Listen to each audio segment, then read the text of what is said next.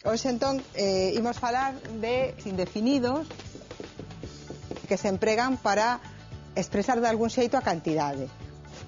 Que ou ca? A ver, Mila. Ca. Seguro? Non. Vale. Pero soame máis. Como se di? Estudio ou estudo? Estudo. Un estudo, estades seguros? Pois non.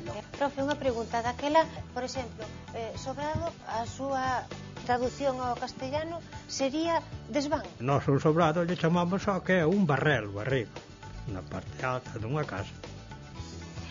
Por exemplo, a Paco, claro, ao ser un pouco máis maior, non? A xente de antes decían...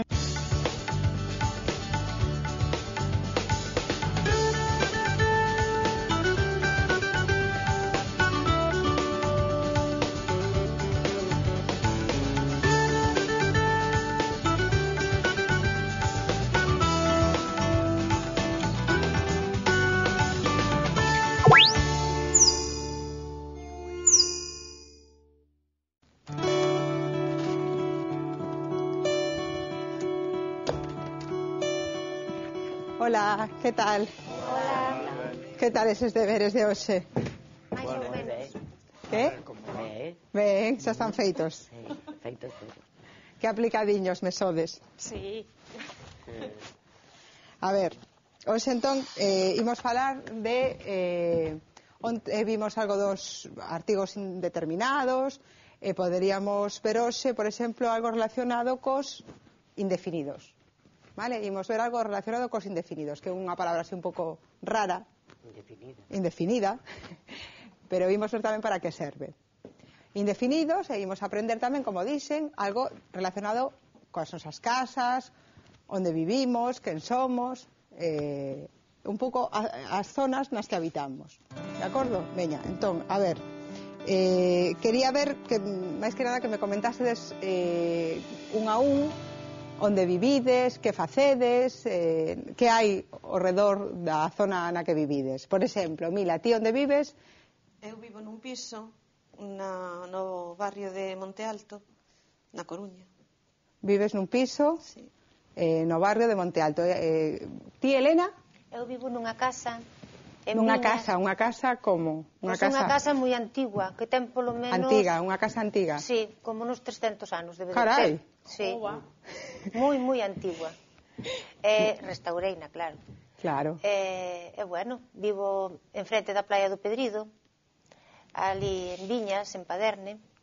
É unha casa moi antigua, reparada, ten a parte de baixo, a de riba e o faiado. Sí, pero tes xardín ou tes... Teño xardín pola parte de atrás, é un pequeniño por diante, pero non ten horta. Porque o que tiña de horta antes era onde estaban as cuadras das vacas e os cochos e eso. E ali fixemos habitacións. Habitacións. Claro, é daquela que doume reducida a un patio moi pequeno. Pero teño balcón pola parte de diante e pola parte de atrás. Pola parte de diante o balcón é de madeira, está no Camiño Inglés de Santiago. Carai, parece unha casa moi bonita.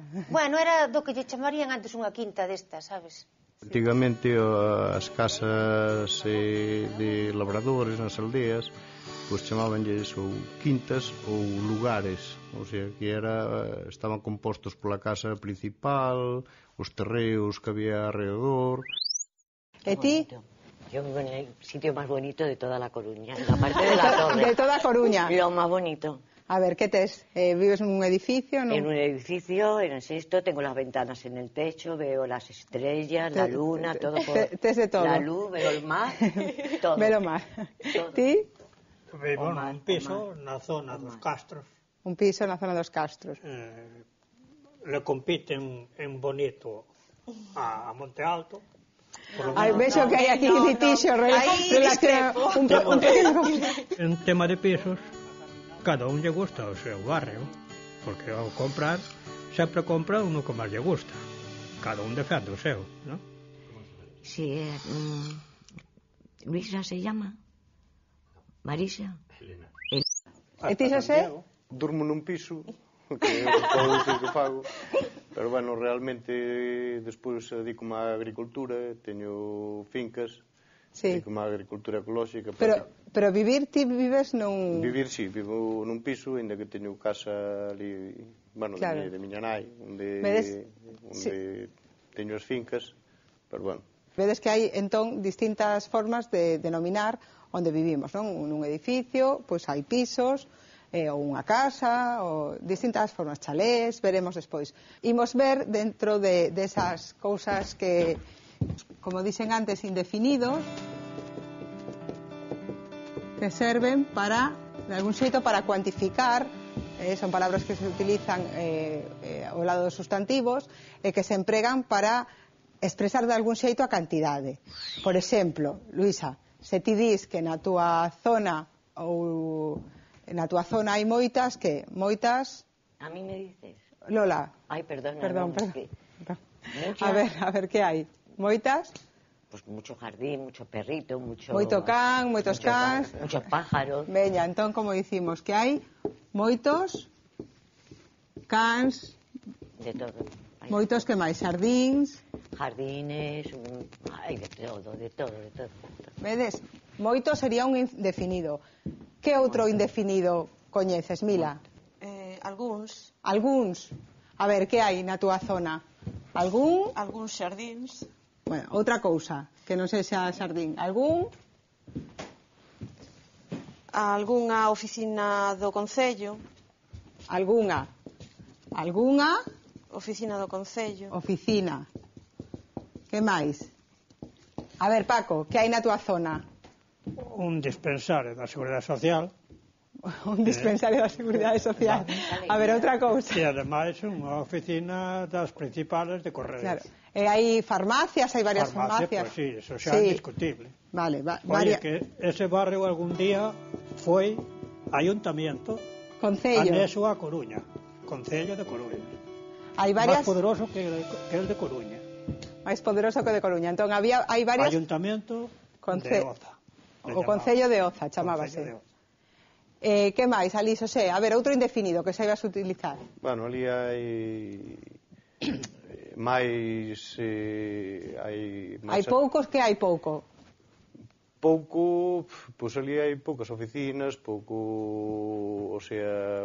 non hai fábricas, non hai... Porque ali é todo zona verde prácticamente, claro, poucas... e de viviendas. Vale, poucas fábricas, por exemplo. Bueno, fábricas ninguna.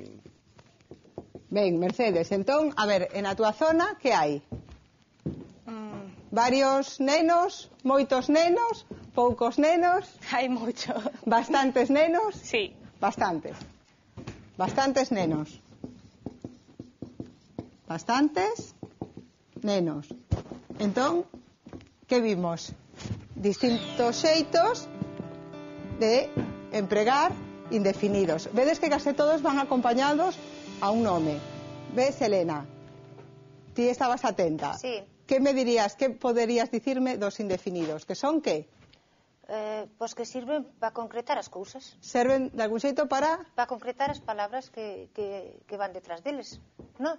Pero din algo referido a cantidade, non? A cantidade, por supuesto. Vale, referido a cantidade. Algúns, moitos, varios, poucos, moitos, sempre están definindo a cantidade. Sí? Sí. Moi ben. Entón, poderías comparar, o que sei, Xosé, algo que haxa utilizar algunha expresión comparativa, poñer en relación, por exemplo, os de Madrid relacionados cos da Coruña. Que che parece? Pois, por exemplo, non sei, en Madrid hai máis museos, máis... porque está todo máis centralizado ali que aquí. Aquí vivimos un pouco máis tranquilos que ali, me parece. E no Caribe, Mercedes? Vi aquí, o sea, el Caribe... Que diferenzas hai? Mucho calor. Moito calor. Vai moito calor. Que máis? Que cousas son diferentes? La comida. Bueno, no mucho, no varía mucho, pero son diferentes. A ver, que máis hai? Y el sol. Jova, es O que el sol calienta mucho, mucho. No Caribe vai entón moita calor. Sí. Sería unha forma de dicilo, non? Sí. Fronte a Galicia. Sí. Buah, es que en Galicia llueve demasiado, tío. Hace un viento. Pero non Ay, no. Ben, entón como faríamos unha frase comparativa? Diríamos, por exemplo, que os galegos ou en Galicia hai que? Algo máis? Dicídeme algo. Sitios diferenciados uns dos outros de... Pero unha comparación. En Vigo hai máis habitantes que na Coruña ou menos que na Coruña? Ou en Vigo hai máis? Non, habitantes, creo que ten algo máis Vigo, pero Ou en Madrid, a ver, como me decides? Pero bueno, A ver, en Madrid hai máis persoas, sí. Hai máis museos que temos aquí en Galicia. en Madrid hai máis habitantes, Aquí hai máis marisco, En Madrid tamén. que en Madrid é máis bo. vale. En Madrid, como escribo? Hai máis, con acento gráfico, habitantes que o ca. A ver, Mila, Ca. seguro? Non, Vale. pero soame máis. Ca na Coruña. Soache. Sí, soame máis. Ben, hai unha partícula comparativa que é o K e outra que veremos que é o que tamén, que serven as dúas para unha conxunción que é o que para establecer unha comparación, unha relación. Vedes? Entón, estamos establecendo unha comparación, utilizamos de novo para describir as zonas onde estábamos unha característica, o verbo haber, é unha partícula que serve para relacionar, para comparar. Por exemplo, dicíamos que no Caribe vai máis calor ca na Coruña ou ca en Galicia. Sí? Sí, Mila? Sí, Veña, pois entón, onte que dicen? Que había que repasar que? a casa. A casa, que íamos falar da casa. Bueno, sobre as casas, eu me gusta moito que é a cousa antigua. Eu precisamente temos algo rural que me encanta, o rural. Ti sabes como se chaman eses pisos que son pequenos? Como lle chamarías ti? Ti, Xosé? Apartamento. Apartamento, podería ser un Ben, apartamento. Un estudio. Como se di? Estudio ou estudo? Estudo. Un estudo, estades seguros? Pois non. Eu non Estudio. estou segura. Bueno, Ti non estudio. estás segura, Elena. Non, cando nos referimos a ese tipo de vivenda, o nome que habitualmente temos que empregar, o que aparecerá en case todos os diccionarios, é estudio. Entón, chamase tamén estudio cando falamos dun estudio, por exemplo, de pintura, ou dun estudio de grabación. Outra cousa é cando estamos facendo o acto de estudar, vale? É unha diferenza que hai que ter en conta. Por un lado, temos o estudio como tipo de vivenda, estudio, ou estudio de grabación,